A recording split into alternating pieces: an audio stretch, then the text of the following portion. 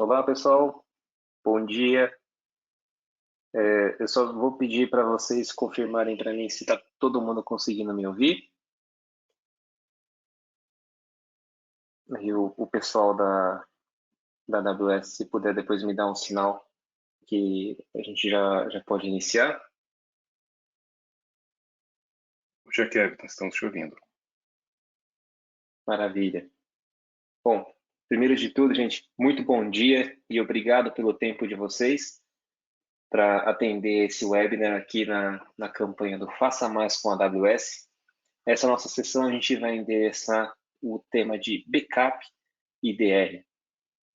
Opa, estou vendo aqui aqui junto comigo tem o Carlos. Nós somos arquitetos de soluções aqui na AWS, atendendo o governo federal.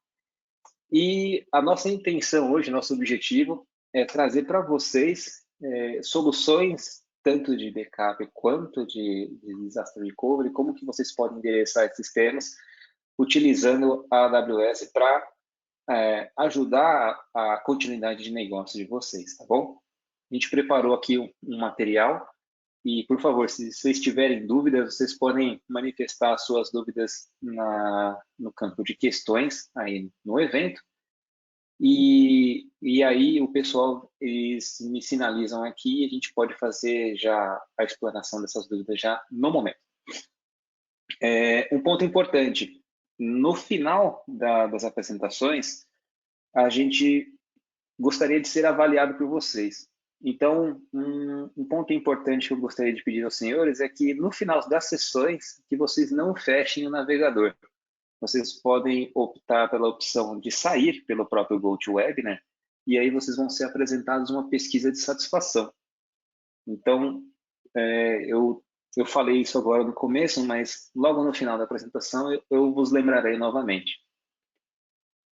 Então, só para a gente dar sequência no nosso ponto, eu vou aproveitar aqui e iniciar o nosso material. E para que vocês consigam aproveitar melhor, eu vou desligar a minha câmera, porque afinal ninguém merece ficar me vendo, não é não?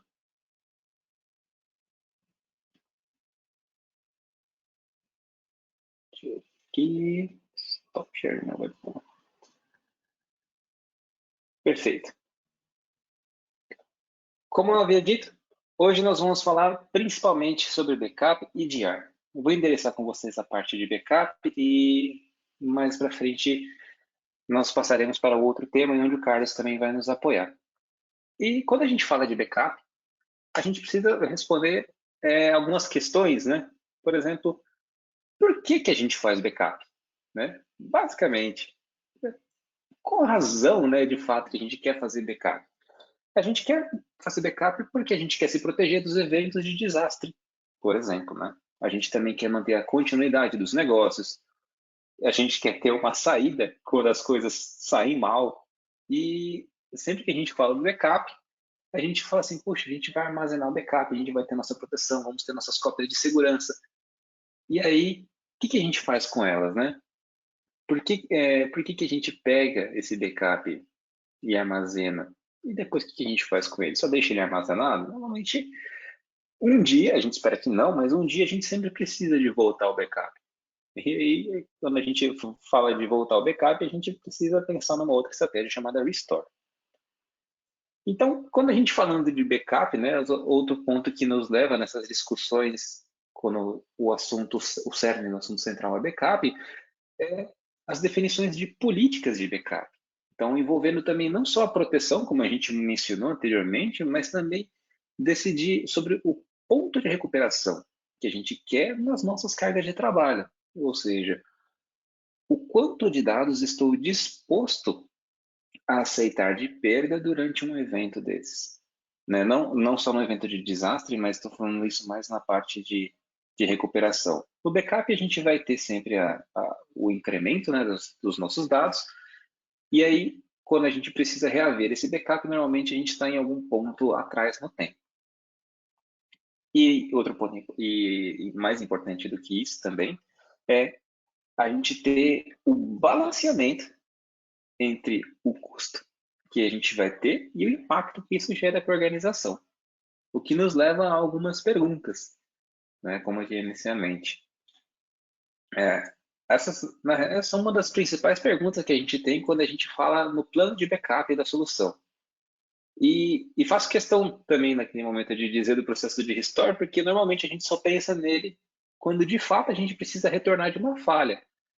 Então, como o restore ele é um ponto normalmente negligenciado durante o backup, é importante a gente sempre ressaltar a importância dele, porque ele é um carinha bem importante. E para a gente entender melhor como a gente vai tratar os backups, vamos falar um pouquinho de como que a gente faz hoje o backup.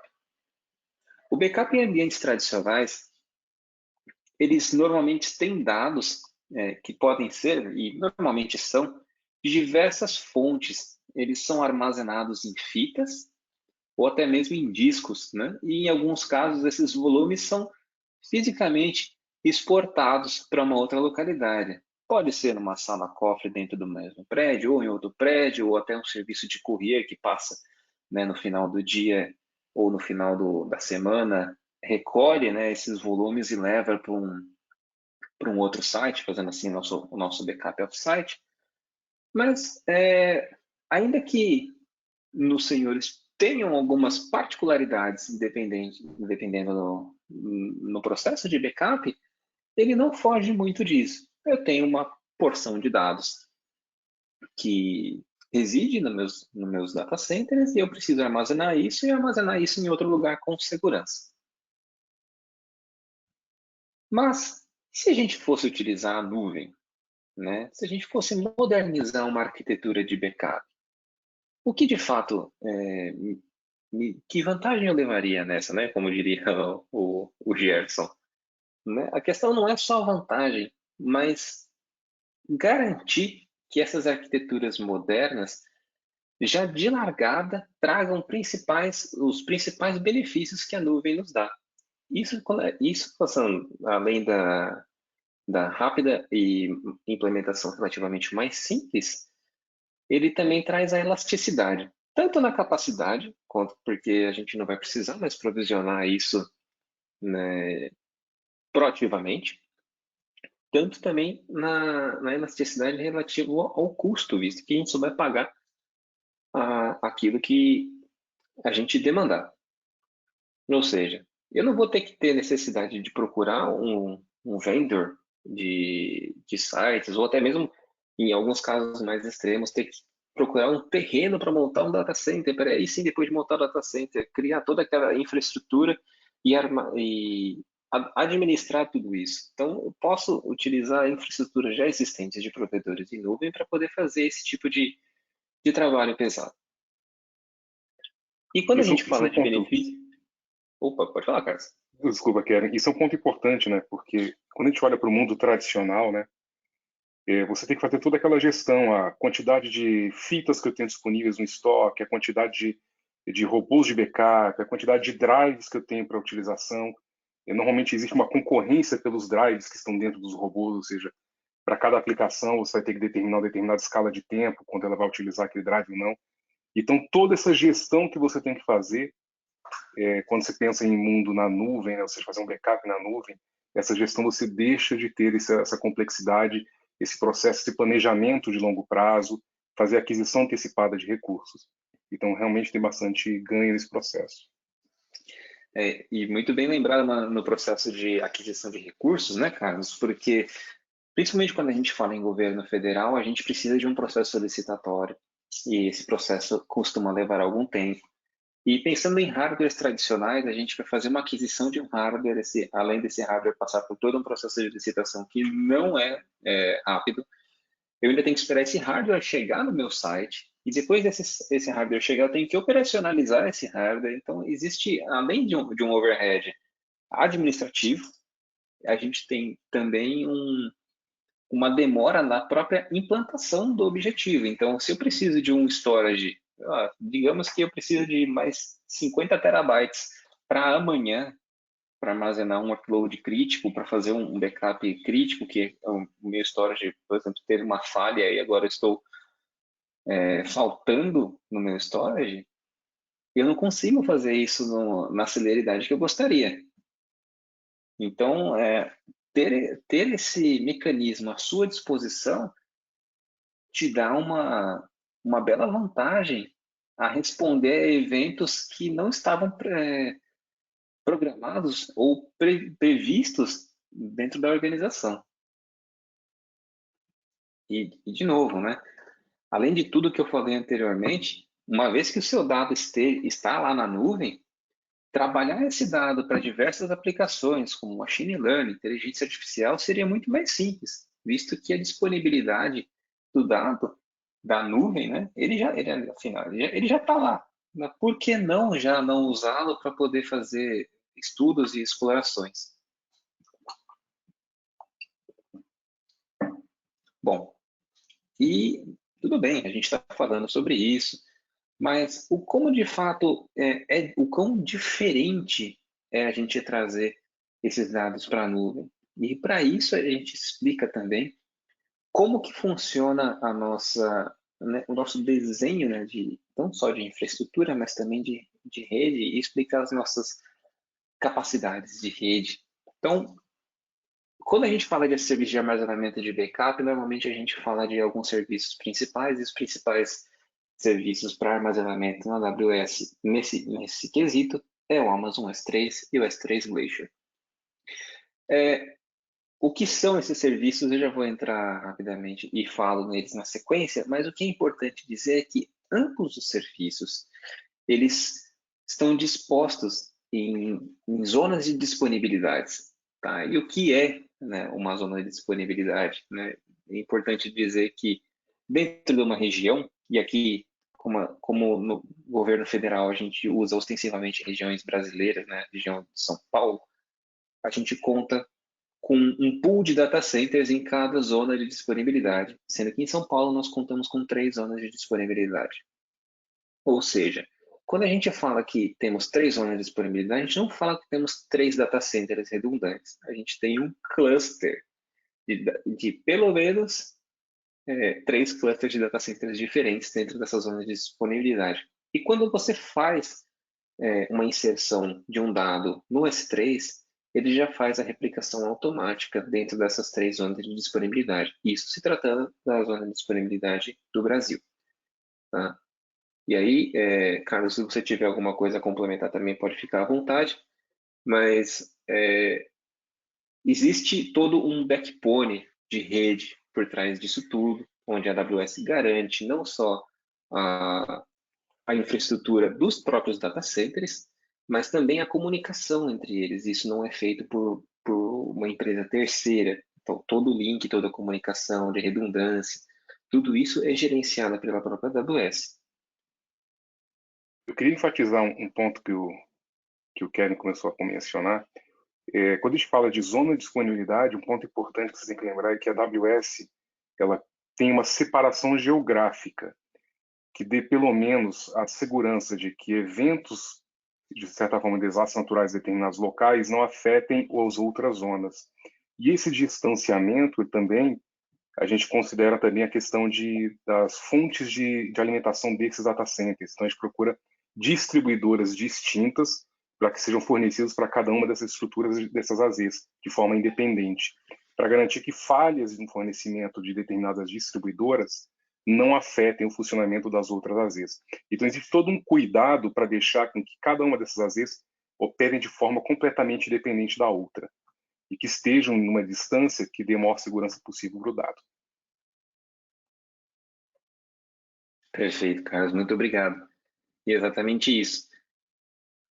Bom, para falar agora do primeiro dos serviços que a gente vai explicar hoje para os senhores, gostaria de explicar sobre o S3, né?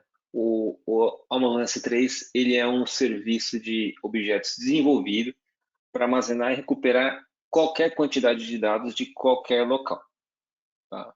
Basicamente é isso. Tá? Ele trata-se de um serviço de armazenamento simples que lhe oferece durabilidade, disponibilidade e performance, além de segurança e uma escalabilidade praticamente ilimitada, né, a um custo muito baixo, né?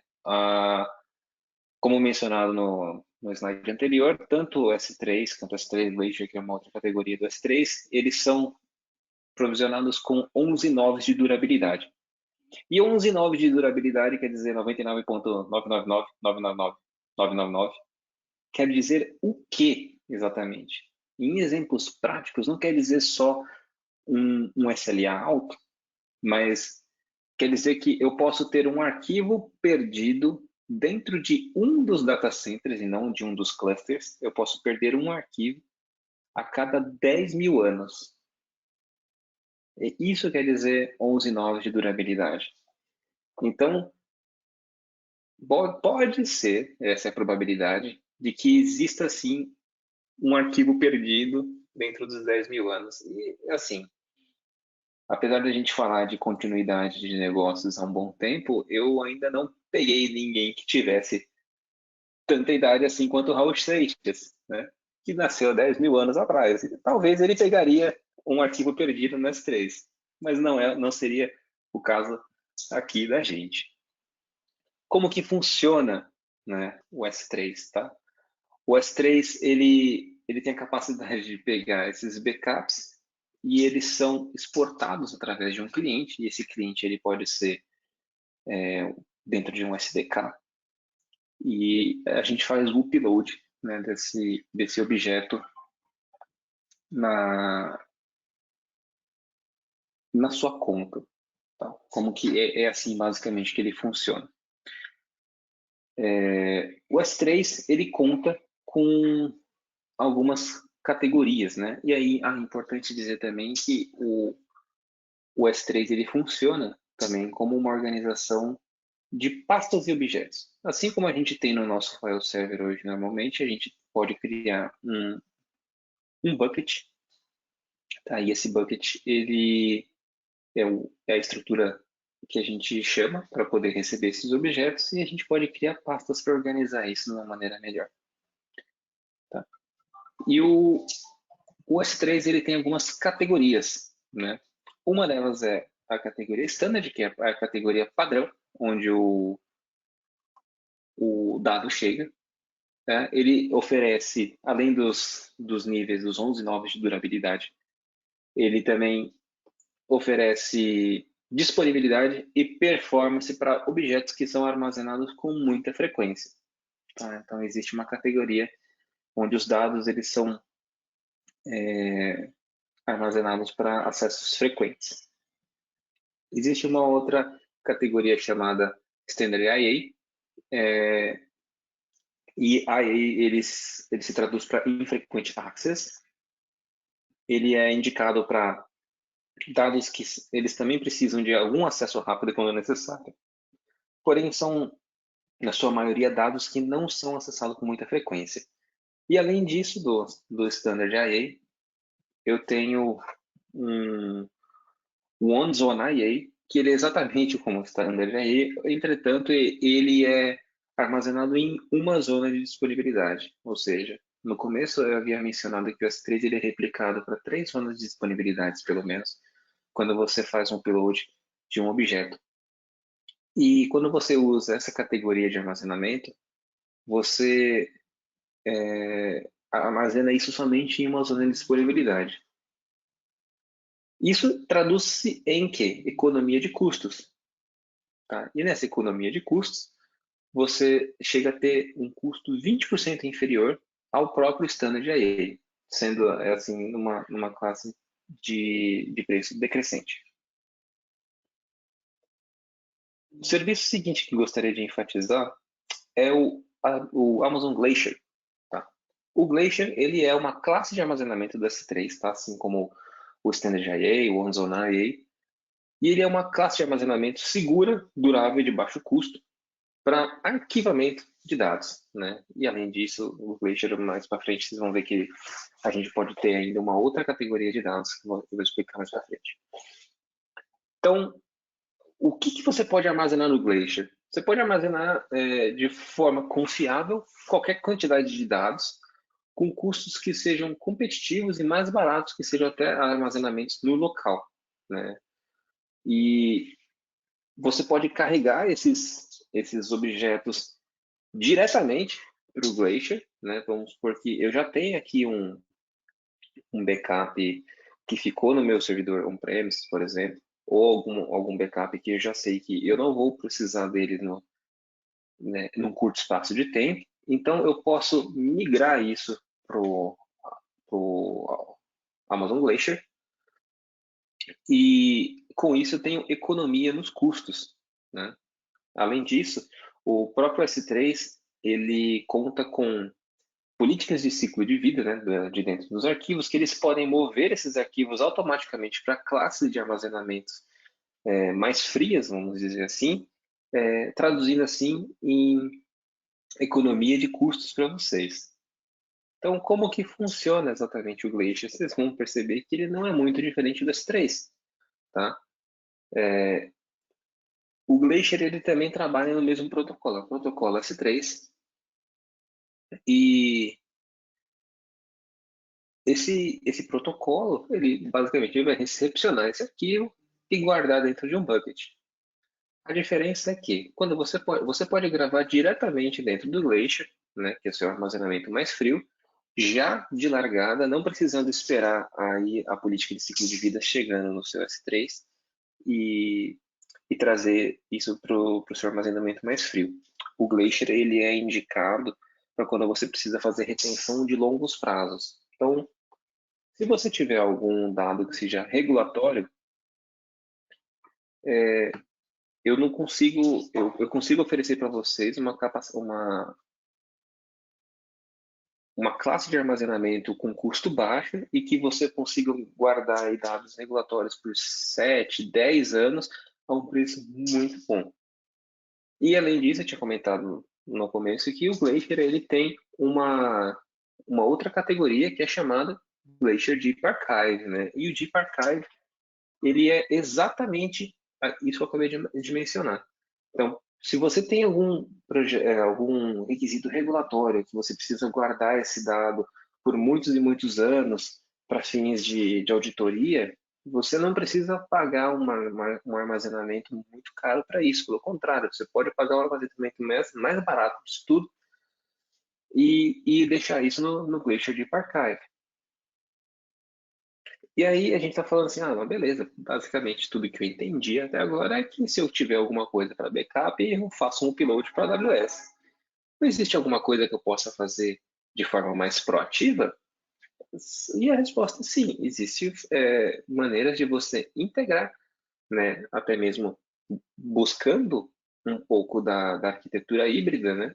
E isso é um gancho para uma próxima sessão, que a arquitetura híbrida ela é um tema que, que dá para a gente passar horas e horas falando sobre como aproveitar os benefícios de ambos, né, as abordagens, mas existe uma maneira de você fazer uma conexão, né, entre o que você tem com o que você quer levar para a nuvem. E uma dessas maneiras é o Storage Gateway. O Storage Gateway é um serviço de armazenamento na nuvem, né, ele é híbrido, que ele vai oferecer acesso local a um armazenamento na nuvem praticamente ilimitado, né? O Storage Gateway ele oferece um conjunto de protocolo padrão, como o AES-CANs, o SMB ou o NFS, que vai permitir o uso de armazenamento da AWS sem a necessidade de alterar aplicativos existentes.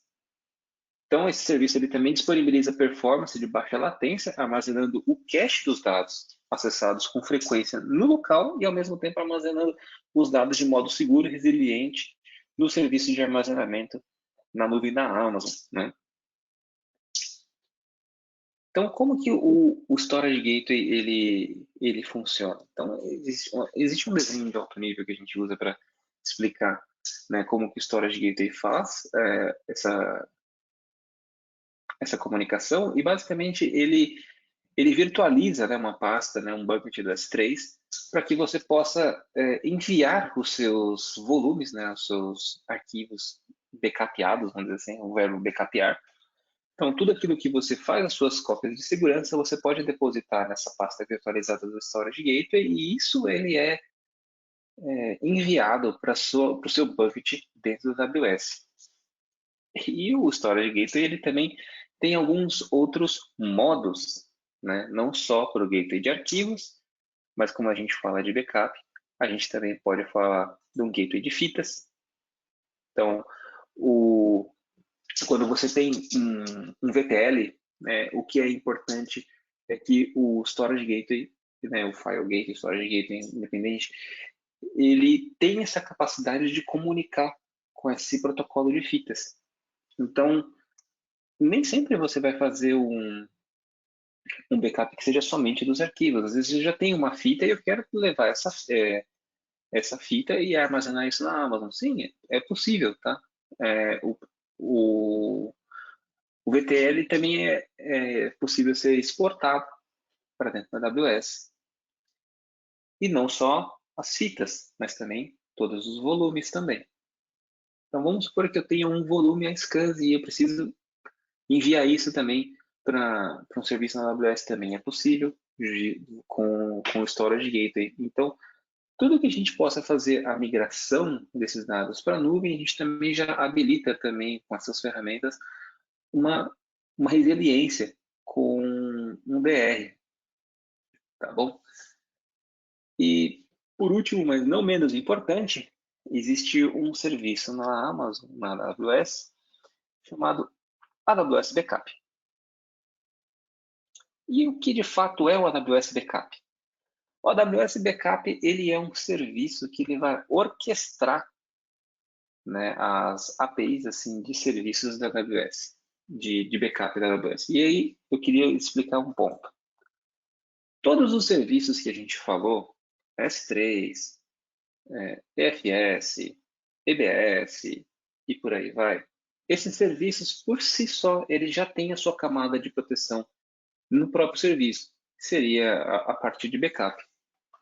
O RDS, que é o Serviço de Banco de Dados Relacional Gerenciado da Amazon AWS, ele também tem uma parte de backup já embutida no próprio serviço. E eu preciso de um serviço externo? Não. A questão é que você não precisa. Você pode usar o próprio serviço de backup do RDS, o backup do S3 e por aí vai. Mas, com a AWS Backup, você consegue ter num único dashboard um lugar para você gerenciar suas políticas de backup. E esse serviço da AWS, ele consegue orquestrar essas APIs de backups desse serviço. Então, além disso, você vai ter um painel central para poder gerenciar todo o backup da sua infraestrutura, com a facilidade de poder gerenciar isso, criar os relatórios e ter um lugar único para poder atender os requisitos e as conformidades do seu negócio. E como que funciona, né? A gente falou de backup, a gente falou dos serviços da AWS, mas a gente não falou até agora do software de backup. Muitos de vocês, por já serem organizações grandes, já têm uma política de backup, né? E não só a política de backup, vocês também já têm o seu software de backup. E por si só, o software de backup ele dita muito da arquitetura que a gente pode fazer numa estrutura de backup. Então, ele nem sempre é necessário, mas quando tem uma equipe já treinada, você já tem um software de backup que você já está acostumado, que já tem uma política que já roda, tudo isso você pode integrar também com a AWS. Então, isso não quer dizer que é uma decisão que você, putz, assim que eu quero fazer meu backup na AWS, eu vou ter que largar o meu Veritas para trás, eu tenho que largar meu Commvault. Não, não é assim que funciona. Existe uma série de parceiros, né, na AWS que eles já oferecem soluções de backup e muitos desses parceiros podem até ser soluções que vocês já têm no próprio ambiente de vocês para resolver esses problemas, né? E esses parceiros também se integram com a AWS e eles podem enviar os seus backups, né, de maneira proativa para a AWS. Muitos deles já falam com o protocolo S3, eles já fazem o gerenciamento das classes de storage, do tiering, que a gente chama, para vocês terem o menor custo possível. E, além disso, tem uma outra vantagem, né, que é aquela vantagem escondida que a gente sempre fala, é que eu não preciso retreinar o time a fazer uma política de backup. Então, eu posso muito bem utilizar o meu Commvault para poder fazer esse processo de backup e guardar os dados no S3, para guardar os dados na Amazon, né? Para usar o Storage Gateway e por aí vai. E tem, além disso, tem um outro serviço que é chamado EFS. Né? E por que o EFS ele ficou depois do AWS Backup? Bom, lembra que eu tinha comentado que o AWS Backup ele orquestra as APIs de backup? Pois bem, o EFS ele é um pouquinho diferenciado quando a gente fala do AWS Backup. Quando a gente faz o backup no EFS, ele não vai montar um volume de EBS e armazenar esses dados, né, como seria o tradicional. O Amazon Backup ele consegue fazer uma proteção adicional dentro do EFS, traduzindo esses dados do EFS para dentro do S3. Então, ele consegue não só orquestrar a API, mas ele também tem uma inteligência de fazer uma otimização no armazenamento desses custos.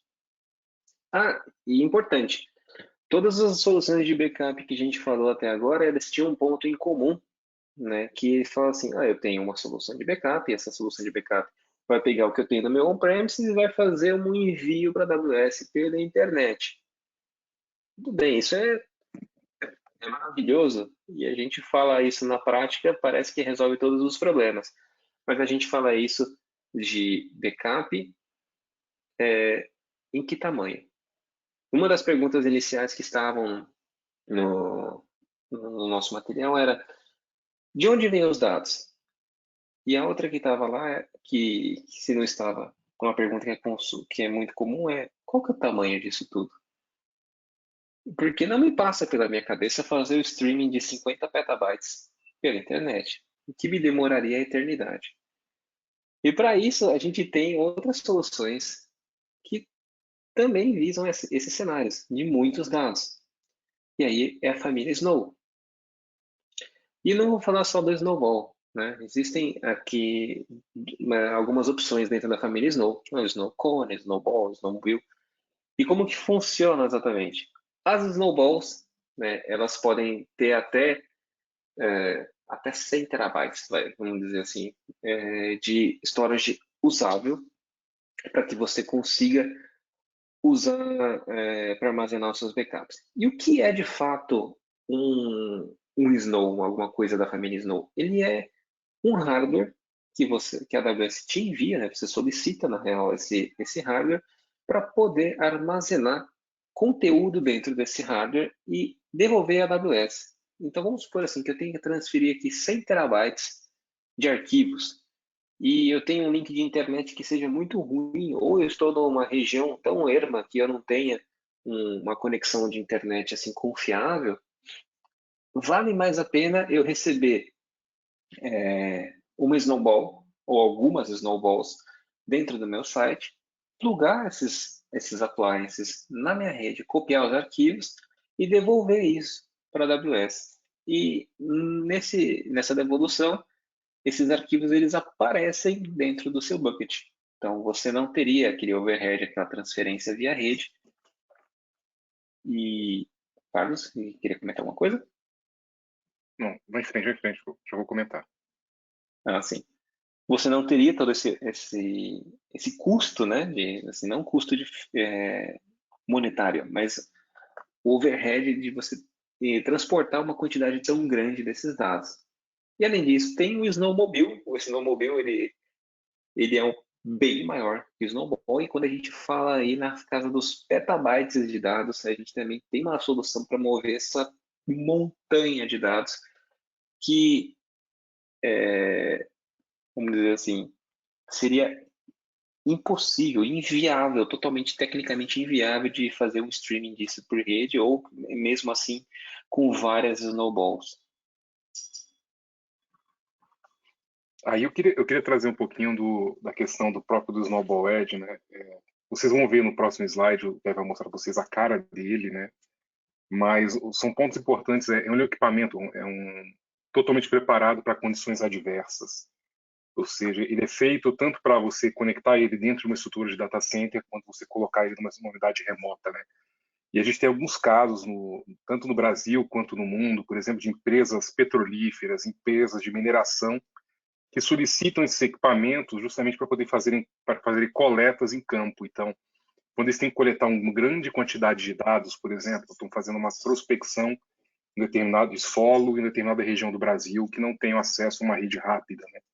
Então, eles solicitam o Snowball, transportam até essa localidade, captam todos os dados a respeito dessa região, armazenam isso dentro do Snowball e devolvem para serem processados em clusters de HPC dentro da própria AWS. Outro caso, por exemplo, é as empresas petrolíferas. Então, elas transportam muitas vezes o equipamento para uma plataforma de petróleo em alto mar, onde está sendo feito algum tipo de prospecção, análise de solo, do solo oceânico, e eles fazem também lá toda a coleta da informação e depois transportam de volta para o continente para poder processar isso na nuvem. Então, ele é um equipamento muito robusto, ele é feito para operar em diversas condições. Eu costumo brincar muito com os clientes que é um pendrivão, né? Um super pendrive. Então, ele permite que você armazene um volume alto de dado com uma alta segurança. E ele tem um detalhe muito importante, ele tem um mecanismo de criptografia onde somente vocês conseguem injetar o dado dentro do Snowball e somente a AWS consegue ler esse dado de volta, né? Então, mesmo que esse equipamento sofra alguma, sei lá, interceptação durante o trânsito dele entre o seu data center e o data center da AWS, é impossível que a pessoa que tenha pego o equipamento recupere qualquer informação do Snowball. Então, ele é totalmente preparado e é feito justamente para isso, para garantir a segurança do dado fim a fim. Legal, Carlos, muito bom você ter lembrado disso. Isso me lembrou de um caso, né? Não é uma história, mas é um caso de uso dos snowballs. Durante o treinamento na AWS, a gente teve uma palestra do membro do DoD, que é o do Departamento de Defesa dos Estados Unidos, e eles comentaram que eles usam o snowball como, como capacidade computacional, né? A parte peculiar de como esses snowballs chegam, eles são jogados de cima de um avião num campo de batalha, seja no Afeganistão ou no Iraque, e aí essas snowballs elas caem no chão, os soldados vão até os snowballs, recuperam, plugam isso dentro de uma tenda de inteligência e começam a utilizar os snowballs.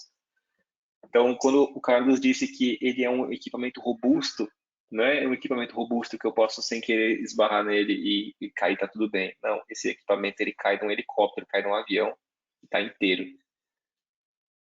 Aliás, para vocês terem uma ideia de como que é um snowball, um snowmobile, a gente tem uma foto deles aqui. Então, um snowball Edge, ele é essa maletona, né? E você vê que ele tem só, assim, só de você olhar para a cara dele, você já vê que o negócio é bruto, o negócio é denso. E o snowmobile é exatamente isso, tá? É um container dentro, em cima de um caminhão para levar aquela pilha de dados que a gente comentou, tá? Então, se vocês um dia forem usar o snowmobile, por favor, me chamem que eu quero subir na boleia desse caminhão. Muito. Como que funciona, né, o fluxo de trabalho de um snowball, de um snowball edge, tá? Apesar da gente já ter explicado, né, um desenho vale mais do que 1000 palavras, né? Tudo que vocês precisam é entrar na sua console da AWS e criar um job, né, para isso.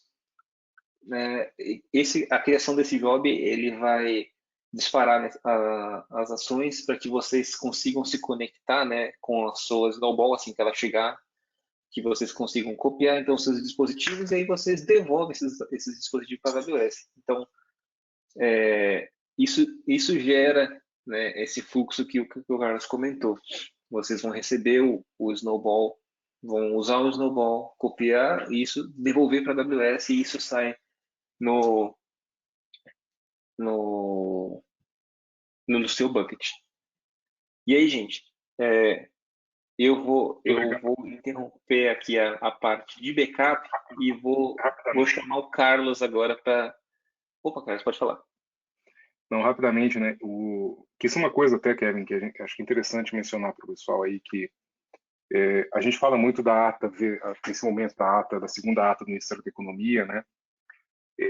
Mas já na primeira ata, a gente utilizou bastante o Snowball na migração de dados, né? Principalmente quando o cliente ele precisava levar uma grande massa de backup inicial para depois começar um processo de backup incremental, né? Então, quando a gente olha para esse material, tudo que o Kevin apresentou, vamos imaginar que vocês tenham um volume lá de 60 teras, 70 teras de dados de backup e fala assim, pô, não faz sentido eu copiar isso para internet, pela internet, né? Então você manda isso através do Snowball, a gente carrega isso dentro do S3 e aí a sua solução de backup, um Commvault, um Net Backup, ele reconhece aquele backup, aquele catálogo que está dentro do S3 e ele faz o backup incremental, adiciona dentro daquele backup somente aquilo que foi alterado. E a partir daquele momento você começa a fazer o backup cíclico, incremental de todos os seus dados, né? É um processo que a gente fez muitas vezes dentro de governo. Eu diria que na grande maioria foi em cima de ferramentas da Commvault. Tem alguns casos isolados de net backup ou Vim, mas funcionou muito bem. É um processo que a gente já tem bastante confiança. O pessoal já trabalhou bastante dentro de governo, temos vários cases de referência. E caso vocês tenham algum interesse aí, depois a gente pode botar em contato com alguns clientes, caso eles autorizem, para que vocês troquem alguma informação com respeito a esse processo, tá? É bastante tranquilo. Só queria deixar essa mensagem, Kevin. Não, perfeito, cara. Sim, muito obrigado. Esse é um ponto que agrega bastante e principalmente pode dar aos nossos participantes alguma segurança de que alguém já percorreu esse caminho, né? Isso não é um mato alto, como a gente fala, né? A gente não está desbravando um caminho totalmente novo. Bom, Exato. ponto importante, tá? Que a gente tinha acabado de falar. A gente pode mover, né, esses dados para o S3, mas o Snowmobile ele também já pode importar direto para o Glacier. Então, caso a gente já está falando aí de dados regulatórios que já estão no seu data center, que só preciso gravar isso para manter continuidade, porque eu quero desativar aquele data center, puxa, a gente já consegue já mandar direto para o Glacier sem ter necessidade de passar isso necessariamente pelo S3. Tá bom? Carlos, eu vou passar Oi. para ti agora a parte de disaster recovery e eu vou aproveitar para dar um recovery aqui na minha voz, que eu já estou quase ficando sem voz, que eu falei bastante.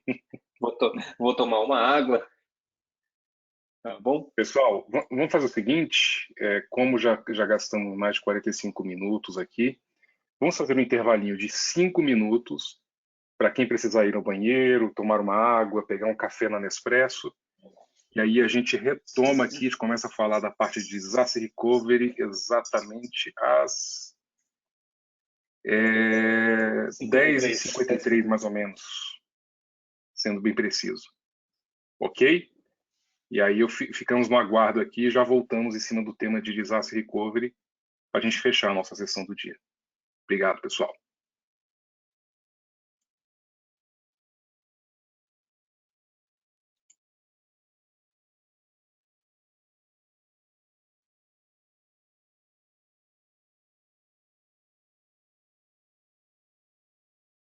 Lembrando, pessoal, por favor, não fechem, né, o navegador para que vocês consigam responder as perguntas, né, da pesquisa de satisfação, tá?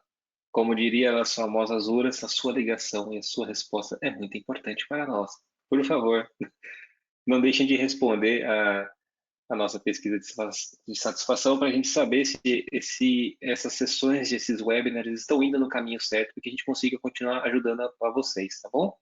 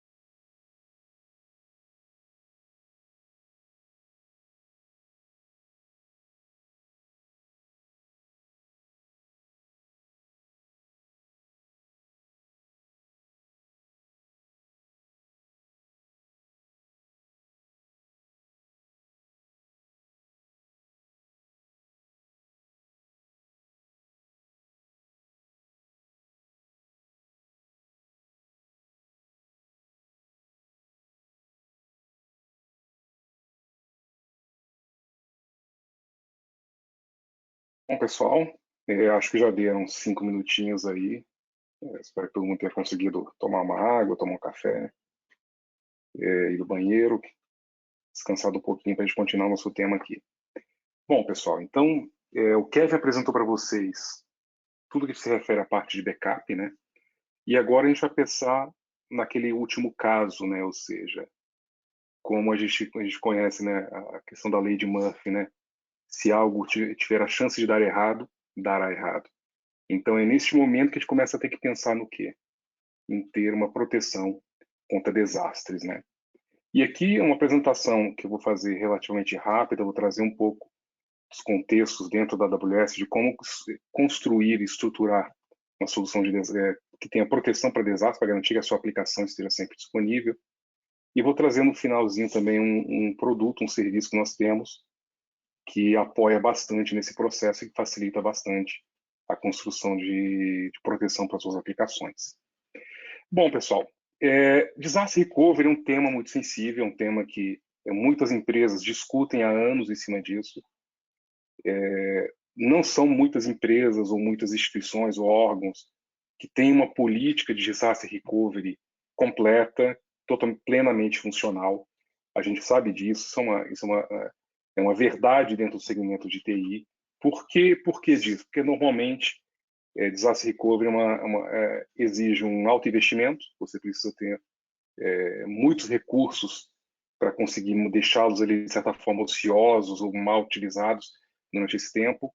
E você precisa também de processos e times que sejam capacitados para manter isso funcionando, isso atualizado ao longo do tempo. Então, realmente, quando a gente percebe e olha muito para o mercado, muitas empresas acabam não investindo tanto quanto deveriam em cima de disaster recovery. E vocês vão ver que a nuvem ela traz algumas facilidades, coisas que vocês não teriam dentro somente on-premise, que talvez transforme a visão de construir um ambiente para desastres utilizando a AWS.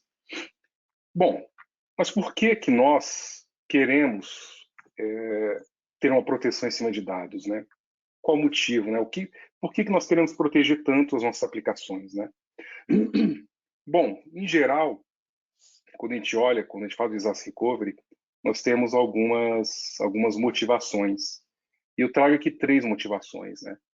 A primeira delas são desastres naturais. É o risco do seu data center ser afligido por algum evento natural, vamos lá, uma enchente, um terremoto, alguma coisa que indisponibilize completamente as suas aplicações, o seu negócio, né?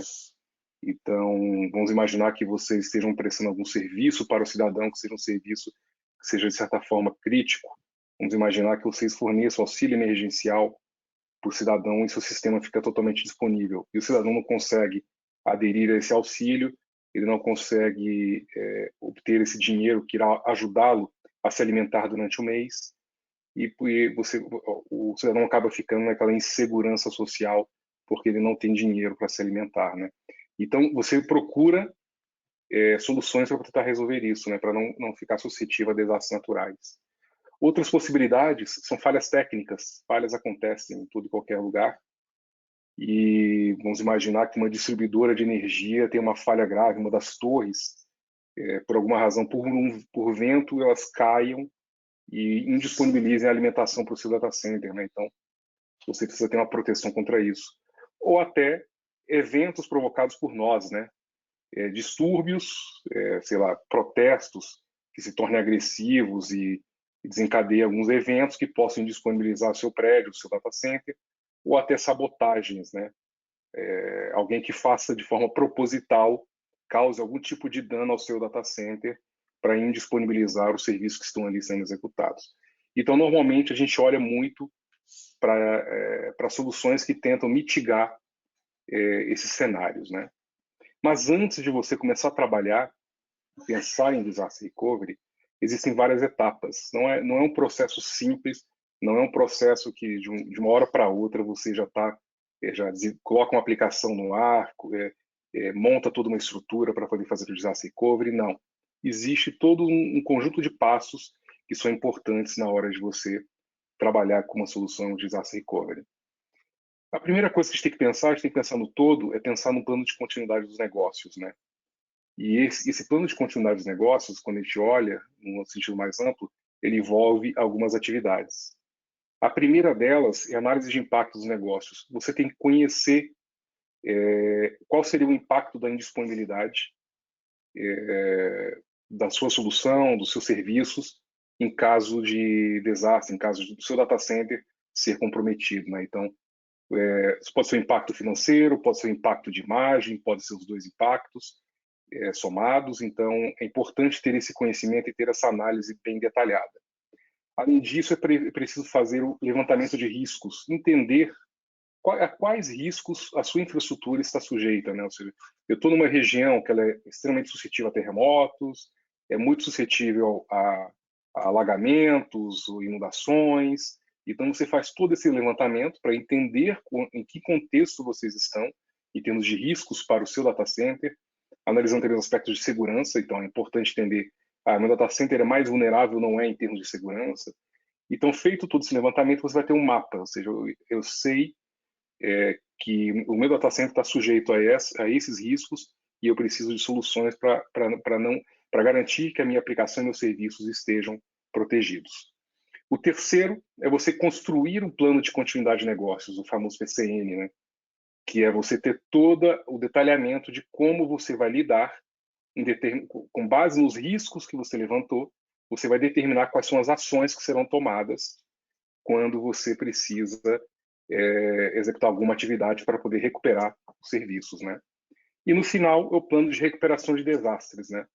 Que aí já é a parte final, onde você, já tendo todo o detalhamento, já tendo construído toda a sua estrutura que permite que você recupere as suas aplicações, você constrói esse plano para saber, olha, exatamente como eu devo realizar todas as atividades, de certa forma, do ponto de vista mais operacional, para me recuperar e retornar às minhas atividades, retornar ao meu negócio, né? E aí a gente passa primeiro em cima de alguns conceitos que são importantes quando a gente fala de objetivos de recuperação. Beleza, eu criei um plano de recuperação, de desastre, estou seguro com respeito a isso, fiz todo o levantamento de riscos. Ok, só que agora você tem que mudar um pouco sua ótica e começar a olhar mais para as suas aplicações, né? E quando você olha para a sua aplicação, nós temos duas métricas que são super importantes para você conhecer e entender. A primeira delas é o RPO, o famoso Recovery Point, que é você entender, dentro de uma escala de tempo, até quanto de dado você aceita é tolerável perder, né? Por que é importante o RPO? O RPO ele vai determinar, em grande parte das vezes, o tipo de solução e a forma como você vai fazer o processo de construção da sua solução de disaster recovery, processo de replicação do seu dado, replicação da sua base de dados. Então, quanto mais agressivo for o RPO, mais robusta e complexa será a solução para você construir um disaster recovery. Tá? E o outro é o RTO. O RTO é o tempo que você tem que, de certa forma, você retornar à atividade, voltar ao seu negócio. Por quanto tempo você pode, de certa forma, indisponibilizar o seu serviço para o cidadão, para o contribuinte, né? Então, aqui ele determina, ou seja, com quanto tempo eu tenho para poder executar todas as minhas atividades para que eu consiga retornar ao ciclo normal de operação, né? Então, tendo a visão clara dessas duas métricas, você consegue olhar para a sua aplicação e falar, olha, a melhor solução para essa aplicação será essa tecnologia, será este processo, esse modo de replicação. Então, a partir disso, você já consegue ter a base para começar a estudar e estruturar uma solução final. E quando a gente olha para a nuvem ela muda um pouquinho a visão como do tradicional disaster recovery, quando vocês implementam utilizando um data center secundário, implementam uma infraestrutura totalmente apartada dentro da sua região, porque a gente começa a ter algumas coisas um pouco diferentes, né? O Kevin trouxe muito da questão dos benefícios de nuvem, olhando para a questão de backup. E para a DR é a mesma coisa, né? A nuvem ela te traz um custo variável, você tem todo o dinamismo e elasticidade para você criar os recursos à medida que são necessários, né? Outra coisa é, você passa a ter a possibilidade de usar APIs e se integrar aos serviços que a nuvem já oferece. Então, te oferece uma integração maior do ponto de vista de aplicação para com a solução de nuvem que vai te prover essa proteção. E você acaba eliminando, por consequência, por causa das automações que a nuvem já oferece, das facilidades, você reduz muito o seu overhead operacional. O seu time ele vai ter muito menos atividades e muito menos complexidades para poder realizar um processo de DR na nuvem do que realizar isso do ponto de vista de um ambiente tradicional, né? Quando a gente olha para o ambiente tradicional, é muito interessante, né? Se você quer construir um ambiente de desastre, primeiro, você tem que ter um segundo data center. Legal. A partir do momento que você tem um segundo data center, fala, beleza, então agora eu preciso duplicar a minha infraestrutura do data center primário no data center secundário. Então você vai comprar toda a infraestrutura necessária e vai instalar no outro data center. Você vai ter que ter toda a parte de links de comunicação para realizar o sincronismo entre esses dois data centers.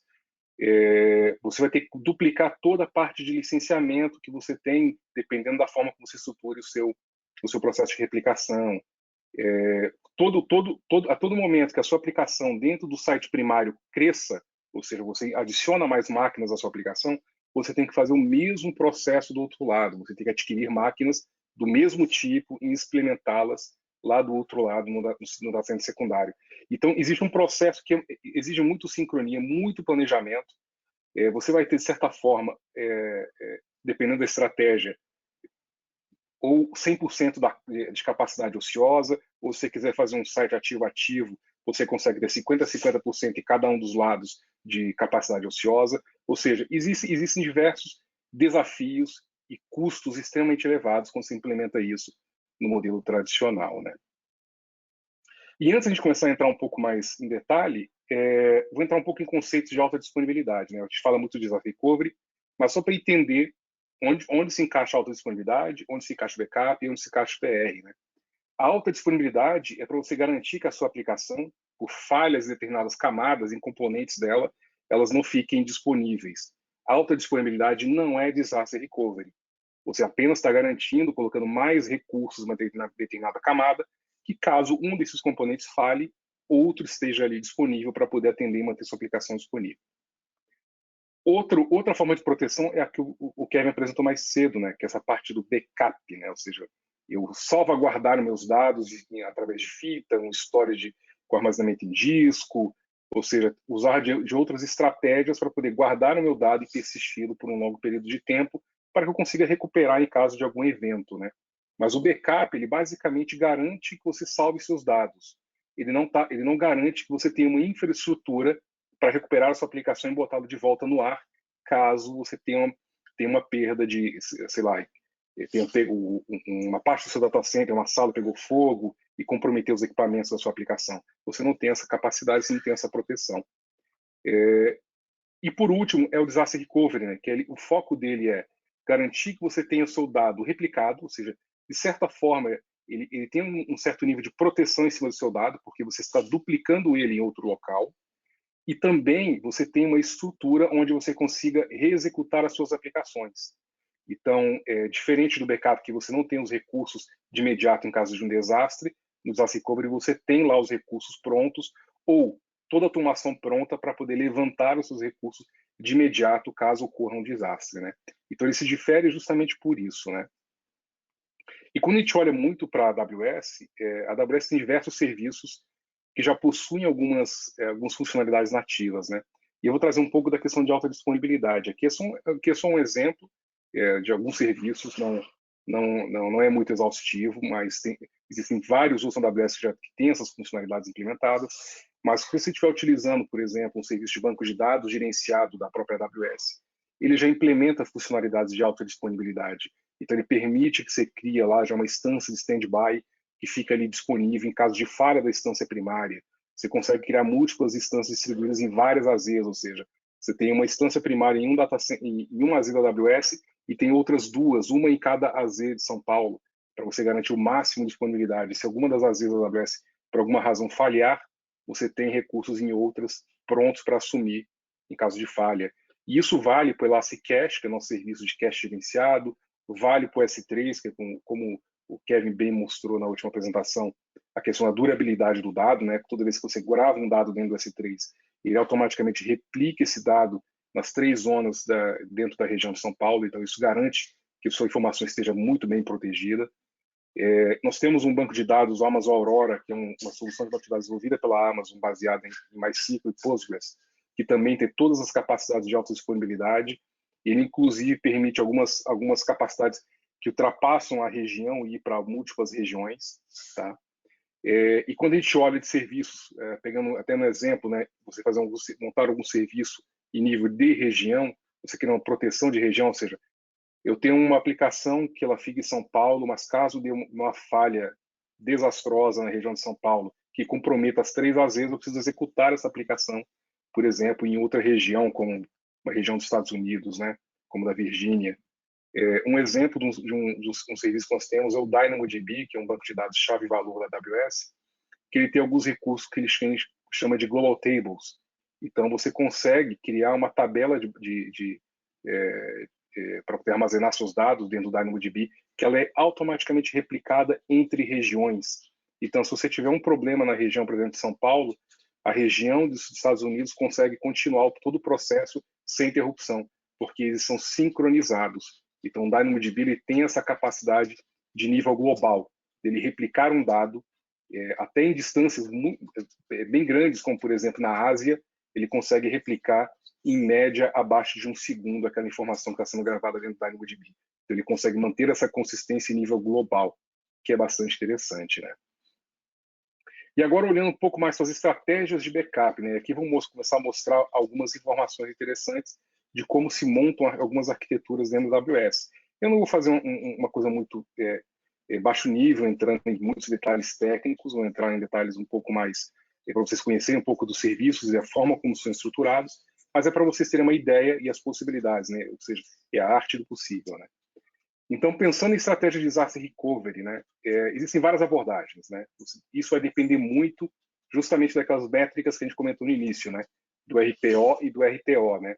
Então, dependendo do RTO e do RPO que você tenha calculado para a sua aplicação, você vai escolher dentro dessa escala, ou seja, do maior tempo até o menor tempo no lado direito, né? Então, pensando, por exemplo, né, quando você está trabalhando no mundo ativo-passivo, você tem 3 escalas possíveis aqui, né? Vocês vão fazer um simples backup e restore, ou seja, eu estou guardando a informação em caso de problemas, eu faço restore e tento ver como subir a minha aplicação do outro lado. Eu tenho um Pilot Light, que é uma arquitetura que eu vou mostrar para vocês, é você, de certa forma, deixar o seu dado pronto do outro lado e você subir utilizando recursos, por exemplo, da nuvem, para conseguir subir essa aplicação à medida que ocorra algum problema. Você tem o Warm Standby, que você já tem recursos já pré-configurados e prontos para assumir do outro lado. Você basicamente faz o chaveamento e sobe esses recursos. E, por último, é o famoso ativo-ativo, né? Ou a modalidade hot, né? Para DR hot, que é você ter quando você vai trabalhar com RTO muito agressivo, né? Preciso ter um chaveamento praticamente em tempo real de um lado para outro. Então, eu preciso ter uma solução que seja multi-site e que ela seja ativa-ativo. Os dois estejam operando em simultâneo. Caso de falha de uma a outra que está operando no outro data center, ela consiga manter-se ativa e funcionando sem nenhuma percepção para o seu usuário final, né? E aí vamos começar aqui falando um pouco de uma arquitetura, como a gente fala de pilot line, né? O luz piloto, né? Aí a gente traz esse foguinho aqui de fogão a gás, né? Para mostrar isso aqui é a primeira modalidade de disaster recovery que você pode construir. E como seria feito isso, né? Basicamente, você tem 2 estruturas aqui. Então, o lado esquerdo para vocês aqui é o data center on-premise de vocês. No lado direito aqui nós temos o data center, ou a nuvem da AWS, né? E aqui esse processo é bastante simples, né? Você tem uma aplicação em 3 camadas aqui, que tem basicamente um proxy reverso aqui na frente, a sua camada de aplicação aqui no meio e o seu banco de dados aqui embaixo. O que é esse processo aqui de DR? Basicamente, você replica a sua base de dados para um banco de dados dentro da nuvem AWS, mantendo essa sincronização entre os dois. E para atender às necessidades do seu proxy reverso, da sua aplicação aqui dentro da nuvem, você tem essas instâncias que serão criadas aqui dentro, porém, essas instâncias não estarão em execução. Você tem basicamente o recurso criado, mas ele não está em execução, não está pronto para receber o tráfego, a sua aplicação, né? Caso você tenha uma indisponibilidade, um desastre, você declare esse desastre dentro do seu data center, você basicamente vai startar essa camada de aplicação aqui como você já tem o banco de dados já sincronizado desse lado de cá, as suas aplicações aqui automaticamente passarão a utilizar o dado que já foi sincronizado a partir da instância master, né? Então, os seus usuários, os cidadãos que estejam consumindo, automaticamente passarão a utilizar. Qual o benefício aqui? É uma solução simples de fazer, de baixo custo. O problema é você tem todo o processo para iniciar essa aplicação, validar como é que está funcionando. Você vai ter que testar e validar se os componentes estão se comunicando da forma correta para garantir que tudo esteja funcionando da forma adequada antes de você colocar o tráfego dos seus clientes dentro da aplicação, tá? A outra alternativa já é a alternativa de warm, né? Ou seja, você deixa o ambiente mais quentinho, mais pronto ali para poder começar a trabalhar à medida que ocorra alguma falha dentro do seu ambiente, né? E aqui a gente já começa a trazer alguns serviços que vocês têm disponíveis na AWS para poder ajudar vocês nesse processo, né? O primeiro serviço que eu vou adicionar aqui nessa arquitetura é o Route 53, que é o nosso serviço de DNS gerenciado. Então, ele vai conseguir trabalhar com vocês para poder realizar este chaveamento de um lado para outro, quando houver a necessidade, em caso de falha. E vamos adicionar agora também o nosso balanceador de carga da AWS, que ele vai distribuir essa carga dentro dos seus servidores, já no site da nuvem AWS, né? Então, olhando um pouco em cima da primeira arquitetura, eu mantenho ainda toda a parte replicada, então está tudo funcionando aqui, mantendo a replicação no meu banco de dados primário para o secundário, só que agora, essa camada de cima, onde estão os application servers, onde estão os proxies reversos, essas aqui eu vou manter elas ligadas e prontas para operar. Então, de certa forma, o seu time, dentro da sua instituição, eles podem acessar isso de forma independente e realizar testes para garantir que já estejam funcionando. Então, essa aplicação, se você acessar através dessa estrutura, de certa forma, ela está operacional, porque ela está apontando neste momento para a base master. Ela só vai apontar para a base standby em caso de falha. Mas neste caso aqui, eu tenho a estrutura rodando, mas eu não estou utilizando ela no momento durante o ciclo normal de operação, né? Caso eu tenha alguma falha, o que vai acontecer? O Route 53 ele vai fazer o chaveamento para a outra estrutura. Então, o DNS da sua aplicação deixará de responder na estrutura do seu data center e passará a responder na estrutura da AWS. Como a sua aplicação ela já está em execução e já está totalmente funcional, o que vai acontecer é o tráfego, praticamente que de imediato, ele já pode ser direcionado para trabalhar aqui. A sua aplicação, basicamente, ela vai sofrer um chaveamento do banco, né? Ela vai descobrir que o banco de dados máximo está disponível e vai passar a conversar com um secundário dentro do cluster de banco de dados que o sistema implementado. Então, essa solução é uma solução relativamente simples. Você tem recursos standy-by. Qual seria, de certa forma, a desvantagem aqui? Você está pagando na nuvem por essa capacidade aqui, porque a partir do momento que você está executando essas instâncias, você está pagando por elas. No cenário anterior, você só starta suas instâncias em caso de desastre. Então, você não paga para aquele recurso computacional enquanto você não está utilizando. Neste caso aqui, você está pagando. Então, do ponto de vista econômico, essa solução não é a mais adequada, porém, se o seu RPO é mais agressivo, é uma solução que você deveria considerar. E, por último, existe a solução hot, né? Ou seja, eu não posso ter nenhum risco de disponibilidade. A minha aplicação tem que chavear de imediato para a AWS. Então, neste cenário, a gente vai trabalhar agora mudando um pouco o perfil. Nós teremos, dentro do Route 53, ele vai trabalhar na modalidade de ativo-ativo. Ou seja, o que ele vai fazer? Ele vai receber as requisições de resolução de nomes aqui e ele vai distribuir essas requisições, as respostas, para cada um dos lados aqui, tentando realizar um balanceamento disso. Então, isso quer dizer que os seus usuários, os cidadãos que estejam acessando a sua aplicação, eles vão bater, um usuário vai bater no data center corporativo de vocês, outro usuário vai bater dentro da nuvem AWS. Ou seja, os dois ambientes estão ativos, e estão balanceando essa carga. E se ocorre uma falha, né, em um dos lados, o que acontece é que automaticamente este lado fica indisponível para o Route 53, que ele tem uma capacidade de validar e realizar o health check em cima desse ambiente, e ele basicamente mantém ativo somente um dos lados, que no caso a nuvem AWS, né? E aí, dentro do lado da AWS, você faz basicamente um scaling up da sua solução, ou seja, você adiciona mais instâncias, vamos imaginar, na sua camada de aplicação, para atender a carga residual que estava sendo atendida pelo data center corporativo. Esse modelo tem uma vantagem quando a gente olha para a nuvem, né? No caso da nuvem, você pode ter aqui apenas os recursos necessários para atender a carga, a metade da carga que você tem dentro do seu data center. E você usa recursos como auto-scaling da AWS para escalar a capacidade total para poder suportar a perda do seu data center principal. Então, a gente traz, de certa forma, uma economia nesse processo. Não é tão caro quanto manter toda a capacidade ligada, e você consegue ter um ambiente, de certa forma, balanceado e um chaveamento praticamente em tempo real. Isso aqui é aquelas situações que eu mencionei, né? É quando você precisa, de fato, ter uma ação muito rápida, o RTO da sua aplicação, o RPO da sua aplicação é muito agressivo. Você não pode, de certa forma, ficar 5 minutos indisponível, você não pode perder 2 minutos de dados, então você precisa de algo extremamente rápido para poder chavear e já manter seu serviço funcionando. Então, isso aqui é uma outra solução que você pode implementar e que funciona muito bem. Vocês têm disponíveis, todos esses recursos que eu estou mencionando aqui estão disponíveis na ata do Ministério da Economia. Tá? E por Outro último, ponto que eu eu vou queria trazer... rapidinho, Carlos, rapidinho, antes de você entrar na parte do Cloud Endure, um ponto que fica legal frisar é que mesmo na arquitetura, tanto na Hot quanto na Warm que o Carlos apresentou, apesar de você ter as suas instâncias já preparadas para receber as requisições rodando na AWS, você pode colocar a quantidade mínima de instâncias e a partir do momento que você começar a receber tráfego, você escalar para cima esse ambiente. Tá? Então, não necessariamente você já precisa colocar a capacidade no pico já provisionada no ambiente nuvem. Exato, exatamente.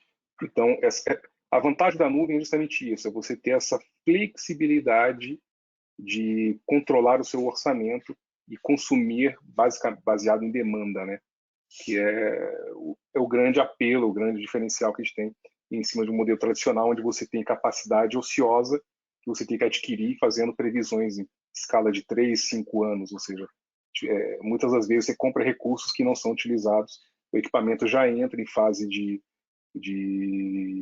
obsolescência e você basicamente substitui o equipamento sem ter utilizado ele da forma mais adequada. E a nuvem traz todo esse apelo. Obrigado, Kevin. Estou trazendo por último aqui, eu trazer uma solução da AWS, não sei se vocês conhecem, uma solução chamada Cloud Endure, que é uma solução focada tanto em migração de dados quanto em disaster recovery. Né? Então, é uma solução que alguns anos atrás a AWS comprou, hoje faz parte dos nossos serviços, e é uma solução integrada à nossa nuvem que tenta facilitar esse processo. Né?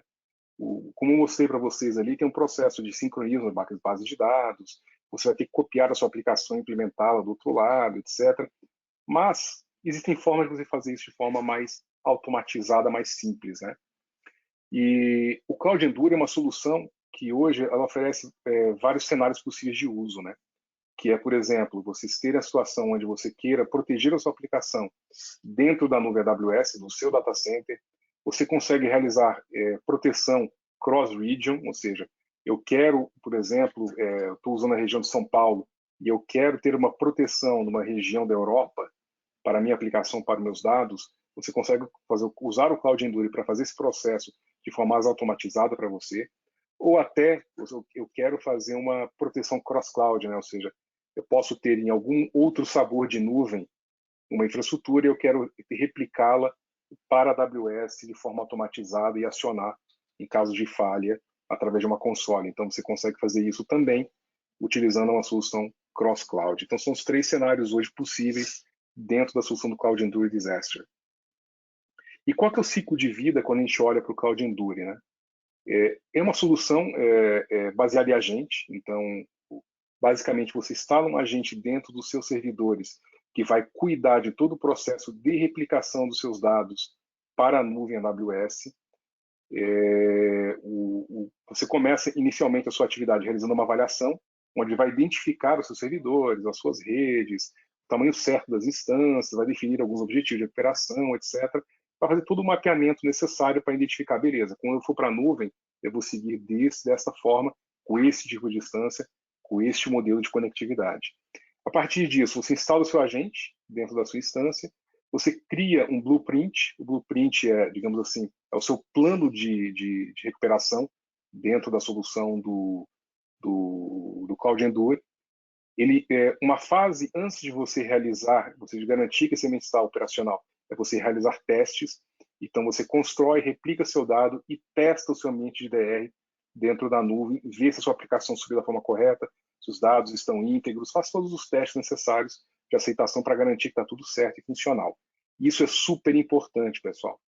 Ambientes de DR necessitam de teste e testes frequentes, tá? Depois, basicamente, o que você vai fazer é a sua operação vai monitorar. Ela vai basicamente acompanhar, verificar como é que estão os ciclos de replicação, se está tudo operacional, tudo funcionando, realizar algum tipo de automação se necessário. Vocês vão basicamente acompanhar e manter esse ambiente funcionando durante esse período.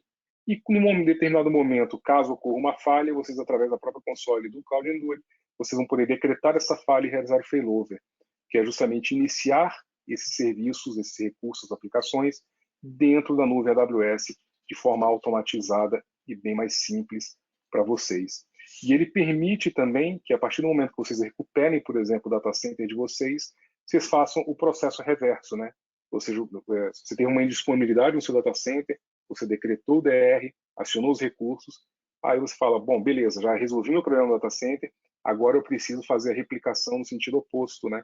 Então, você consegue fazer todo o chamado processo de failback, que é justamente ele replicar o dado no sentido oposto, de volta para o seu data center, em determinado momento quebrar novamente essa comunicação e subir esse ambiente dentro do seu data center e os usuários passarem a acessar novamente através do site principal.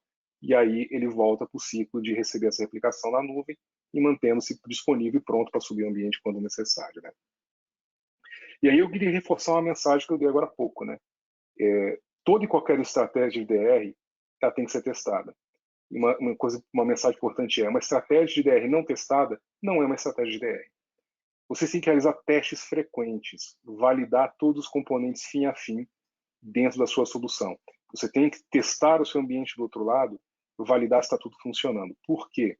A gente sabe muito bem que as aplicações, ao longo do seu tempo, elas vão sofrendo atualizações, mudanças de parâmetros dentro do sistema operacional, mudanças de parâmetros dentro dos componentes da aplicação, novos discos são adicionados na camada de armazenamento, ou seja, tudo isso faz parte do ciclo normal de evolução de qualquer aplicação.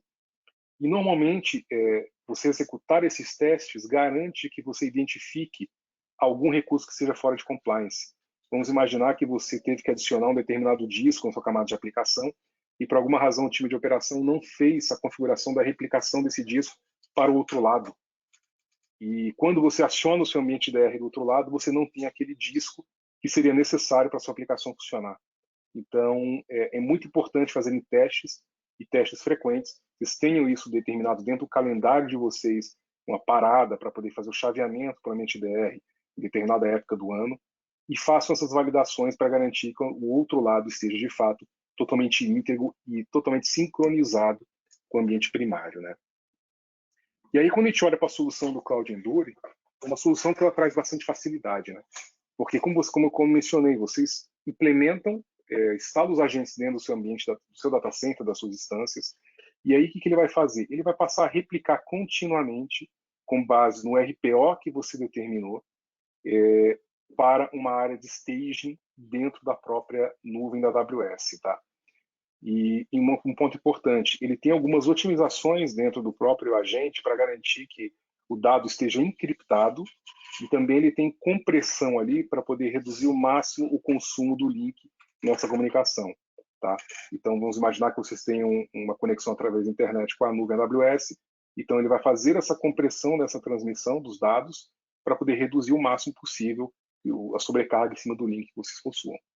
E aí o que ele faz? Ele replicou esse dado, ele aqui deste lado de cá ele tem uma área de staging, onde ele está armazenando e preparando os discos que serão utilizados. Vamos imaginar aqui que isso aqui seja o disco de uma instância Linux que vocês tenham somente on-premise rodando dentro de uma estrutura VMware de vocês. Então ele está mantendo isso replicado bloco a bloco, pronto e disponível para poder ser executado em caso de falha. Caso vocês decretem uma falha, o que ele vai fazer? Ele vai lançar uma instância dentro das características que vocês têm dentro somente on-premise.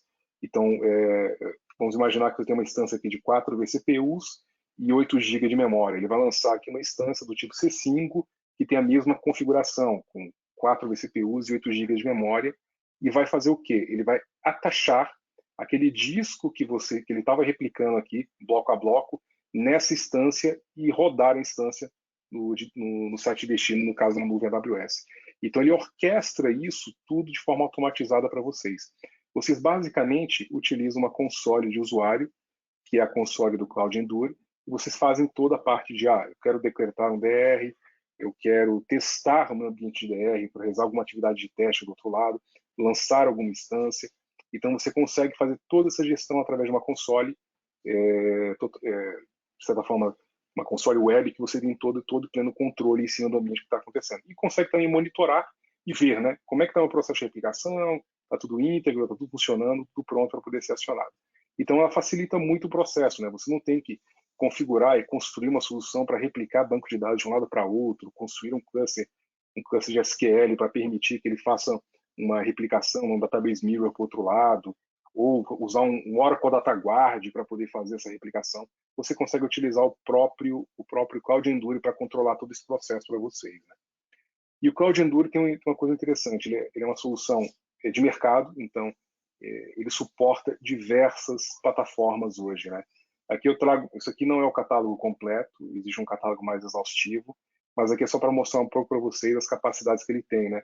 Então você consegue hoje ter um suporte amplo para replicação de soluções da Oracle como PeopleSoft, soluções da SAP, replicar Apache, Exchange, Active Directory, SharePoint.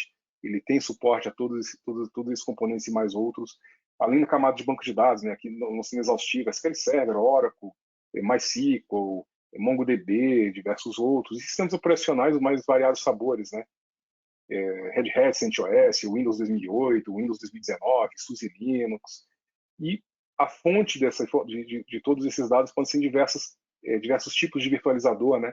Dentro do seu data center, pode ser em cima de VMware, de Hyper-V, pode ser na nuvem, em cima da Azure, ou pode ser uma solução de OpenStack que você esteja utilizando, uma Oracle Cloud.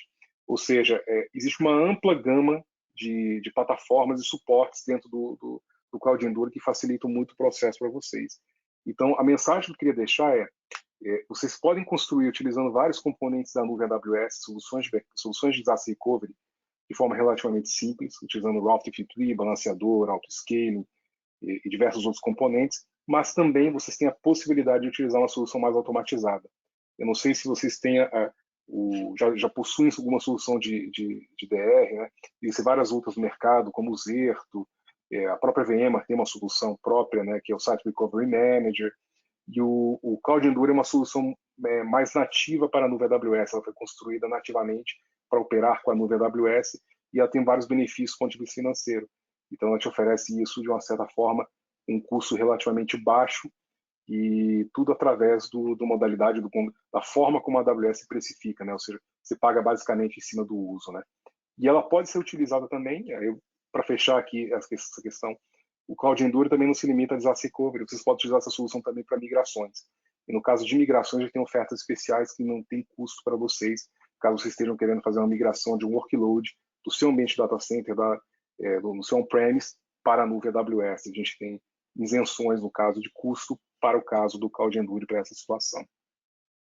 Bom, pessoal, acho que agora no final a gente vai abrir um pouco para perguntas, vamos ver se vocês mandaram. Quem tiver dúvidas, por favor, tem uma aba dentro do próprio GoToWebinar de questions, onde você consegue mandar algumas perguntas e algumas dúvidas, tá?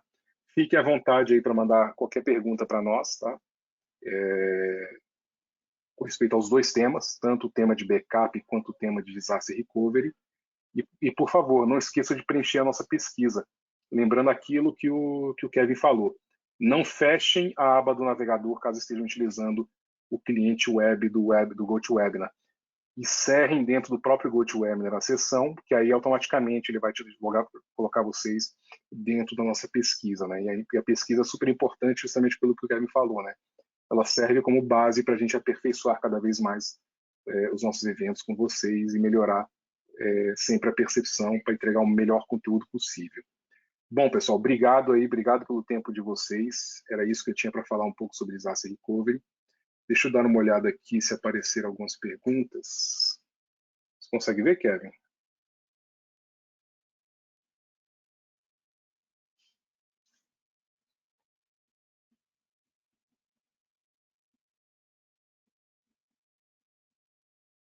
Perfeito. Temos uma pergunta aqui da Vanessa Santos.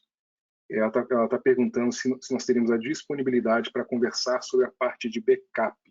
Sim, estamos plenamente disponíveis para você, tá, Vanessa? Basta entrar em contato com o nosso time de vendas. Eu não sei se você tem um atendimento direto através da Lúcia ou através de um account manager da AWS, mas basta entrar em contato que a gente pode sim agendar uma conversa, um bate-papo para falar diretamente sobre isso. Obrigado, Lúcia. A Lúcia disse que já vai entrar em contato direto com ela. Ótimo. Legal. Bom, pessoal, é isso. Muito obrigado. Se alguém tiver alguma dúvida agora, por favor, coloquem. Caso contrário, vamos devolver aí 26 minutinhos aí do tempo de vocês, para vocês poderem aproveitar o restante da manhã. Alguma última mensagem, Kevin, para os nossos amigos?